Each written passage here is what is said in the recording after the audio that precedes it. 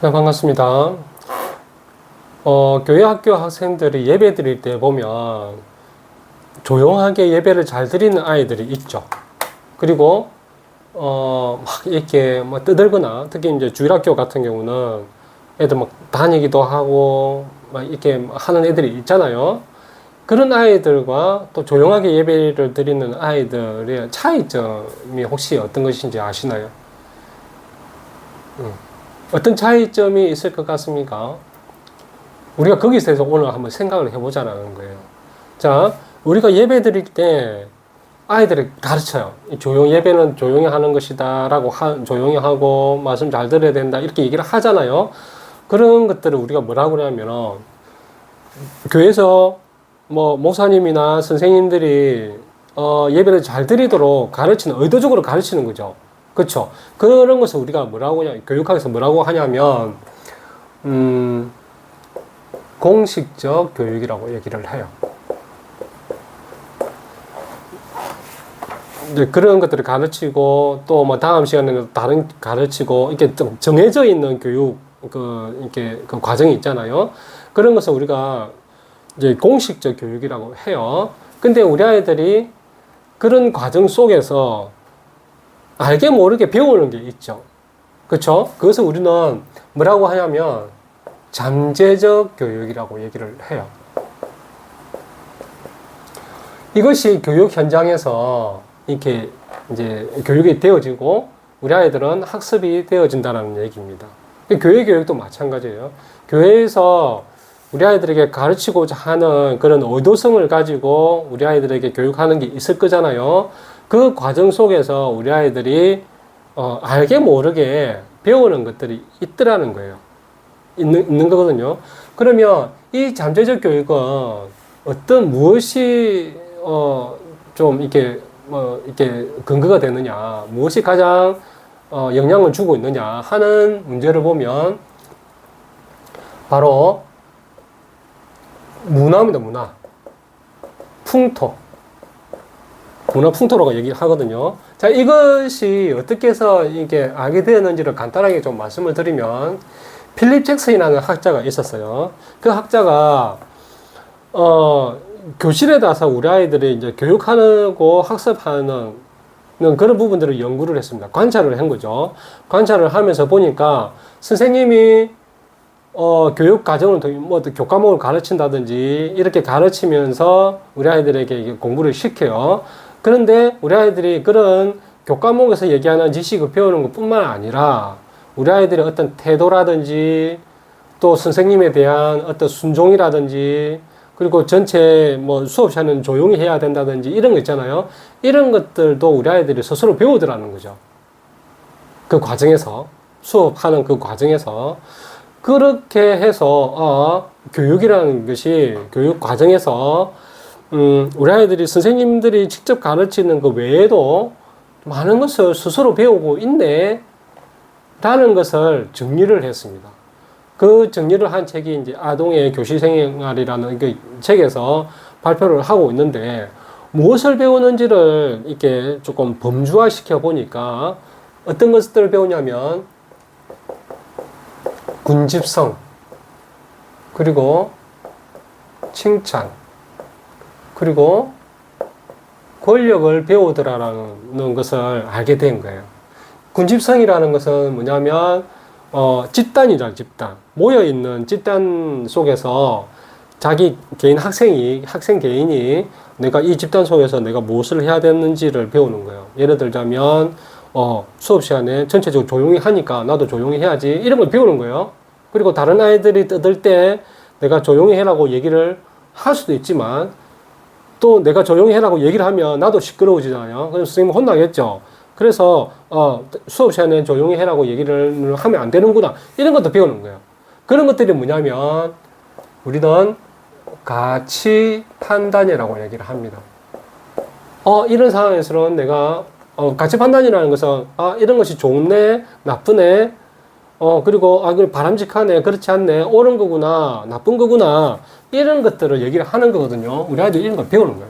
그러니까 수업 시간에 떠드는 거는 나쁜 거구나 이런 걸 배우는 거예요. 그리고 칭찬. 선생님이 수업 시간에 막 칭찬을 해주는, 잘하는 아이들에게는 칭찬을 하고, 그렇지 않는 아이들에게는 뭐 혼을 내기도 하겠죠. 그러면 우리 아이들 우리 아이들이 어떤 것을 배우냐면, 저런 행동을 했을 때는 칭찬을 받는 거구나. 그리고 이런 행동을 하게 되면 내가 벌을 받는구나. 이런 걸 배우게 되겠죠. 그 선생님이 의도한 거겠죠. 근데 우리 아이들이 잠재적으로 배우는 것은 뭐냐면, 칭찬과 벌을 보통 선생님이 어떨 때 하냐면, 공부를 잘했을 때, 성적표가 나왔다라든지, 공부를 잘했을 때, 그리고 공부를 못했을 때는 벌을 받겠죠? 그렇죠? 그래서 이 칭찬이라는 행동을 가지고, 공부를 잘하는 아이들은 칭찬을 받고, 공부를 못하는 아이들은 벌을 받네? 그럼 내가 공부를 잘해야 되겠다, 이렇게 생각을 하기보다도, 나는 공부 성적이 계속 이렇게 잘 안 나오니까, 나는 공부하는 것이 싫어. 공부를 못하니까, 사람들이 싫어해. 이런 생각을 한다라는 거예요. 그리고 또 성적이라는 것은 경쟁이잖아요. 그렇죠? 경쟁이라는 것이 그렇게 좋은 어떤 이미지를, 좋은 가치를 부여하지 않는다는 겁니다. 성적도 마찬가지겠죠. 성적은 공부 잘하는 아이들 입장에서는 무엇을 배우냐면, 이게 시험이라는 것이 나의 능력을 평가하는 거구나. 이렇게 생각할 수 있겠지만, 시험이라는 것이 너무나, 힘들어. 내가 시험 치면 항상 부정적인 내가 피드백을 받았어. 그러면, 시험은 내가 정말 하기 싫어. 이렇게 생각하겠죠. 이런 것들을 배우더라는 거예요. 그리고 권력은 선생님이라는 어떤 권위를 배우는 겁니다. 내가, 선생님이 이렇게 말하니까 나는 순종해야지, 복종해야 되는 거구나. 이런 것들을 배운다는 겁니다. 그러니까 이렇게 배우는 이렇게 배워지는 그 원인을, 확인해 보니까 무엇이 가장 큰 영향을 끼치더라고 하니까 학교의 문화 풍토라는 것을 알았습니다. 그래서 학교의 분위기에 따라서 이 풍토도, 이런 것들을 우리 아이들이 부정적으로 배우는구나, 안 그러면 긍정적으로 배우거나, 이렇게 하는 것들이 이제 만들어지더라는 거죠. 그래서 A라는 고등학교 아이들은 되게 자율적인 분위기, 학교 분위기예요. 근데 B라는 학교는 되게 엄격한 학교예요. 근데 이 아이들이 졸업을 하고 대학을 들어갔어요. 그때 대학에서 수업을 하는데 우리 아이들 태도를 보면 이 아이들은 수업 시간에 질문도 하고 막 이렇게 하는 거예요. 근데 이 아이들은 무조건 듣고만 있어. 그렇게 만들어지겠죠. 이런 것들이 수업을 하는 태도를 우리 아이들이 학교에서, 학교 분위기에 따라서 우리 아이들이 배웠다라는 겁니다. 또 예배 시간에 A라는 아이는 예배를 잘 드리고, B라는 애는 조금 산만하게 예배 시간에 다닌다고 생각해 봅시다.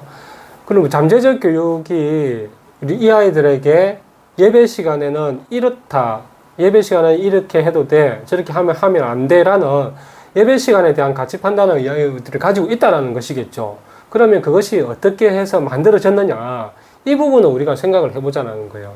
그러면 A라는 애는 예배 시간에 조용히 해야 되는 것이 예배를 잘 드리는 거구나 라는 생각을 할 것이고, 그렇지 않는 B 학생은 그렇지 않겠죠.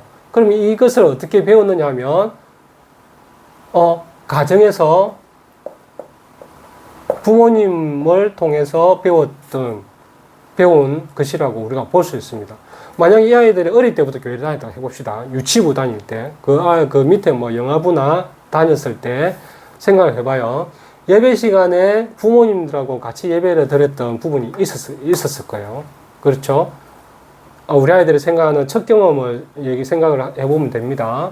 그랬을 때 우리 아이들이 처음에 예배 시간에 조용히 해야 된다는 것을 알고 있음에도 불구하고 조금 움직여 봤겠죠. 그렇죠? 그러니까 아무 피드백이 없더라는 거예요. 그러면 조금 더 움직여 보기도 하고, 조금 더 움직여 보고 그렇게 할 수도 있겠죠. 우리 아이들이 잘 설교 시간에 말을 이제 이해하기가 힘드니까, 심심하니까 막 움직여 봤겠죠. 그런 것이 허용이 됐을 거예요, 아마. 허용이 되었던 그런 경험들이 많이 있었을 거라는 겁니다. 자, 그런 경험이 반복을 하게 되면 우리 아이들이 예배 시간에 어떤 생각을 가진다? 예배 시간에 움직여도 되는구나 라는 생각을 하는 거예요. 전체적인 아이들이 막 있다 하더라도, 그쵸? 자기는 움직여도 되는구나 라는 생각을 하게 된다는 거죠. 이런 경험에 의해서. 또 이 아이들이 만약에 이제 주일학교에 처음 왔어. 처음 오면 그렇잖아요. 다 낯설기도 하고 그렇게 하지만 다른 아이들이 움직이는 걸 만약에 보는 거예요. 얘가 처음 왔는데 다른 애들이 조금 움직이고 산만하게 하는 것을 보는 거예요. 그 예배 시간에 그렇게 해도 되는구나 이렇게 생각할 수 있거든요. 그러면서 조금씩 움직이게 되어집니다. 그것이 반복되어지면 이렇게 예배 시간에 산만하게 할 수도 있다라는 거예요. 반면 이 아이는 어떨까? 어릴 때부터 부모님하고 예배를 같이 들었는데 부모님이 예배 드릴 때 말씀에 집중하면서 듣고 있는 모습을 보고, 그리고 다른 어른들도 마찬가지, 다른 어른들도 예배를 잘 드리거나, 그리고 또 다른 아이들도 조용하게 이게 앉아 있는 그런 모습을 봤을 때 이 아이들의 생각은 어떨까? 예배 시간에는 조용히 앉아서 설교를 듣는, 말씀을 듣는 시간이구나 라고 생각을 하겠죠. 그러면 이 아이 예배의 태도는 조용하게 설교 말씀을 잘 듣는 아이가 된다는 겁니다. 네. 그게 가정의 문제가 된다라고 얘기했던 것은 이 원인을 얘기를 하는 거예요. 원인. 가정에서 얼마나 허용적이었느냐 하는 부분들도 있을 수 있고 다양하게 있을 수 있습니다. 또 가정의 뿐만 아니라 이 아이가 주일학교, 그러니까 3학년, 4학년 때 왔다라고 해봐요. 그러면 교회의 분위기도 있을 수 있겠죠. 결국은 가정이나 교회의 어떤 문화, 쉽게 말하면 분위기죠, 분위기.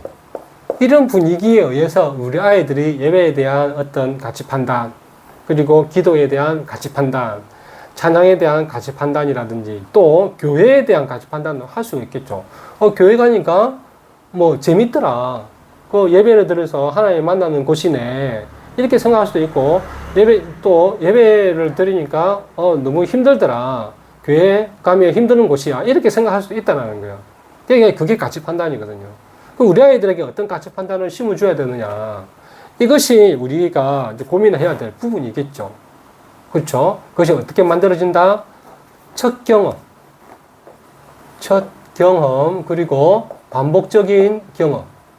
이것이 쌓여서 가치 판단을 한다는 것이고, 여기서 중요한 것은 잠재적 교육의 특징이 뭐냐면, 이런 교육이 되었잖아. 아이들 학습이 되었잖아요.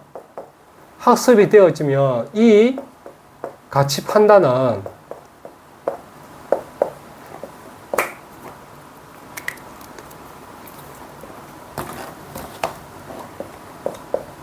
지속적이더라.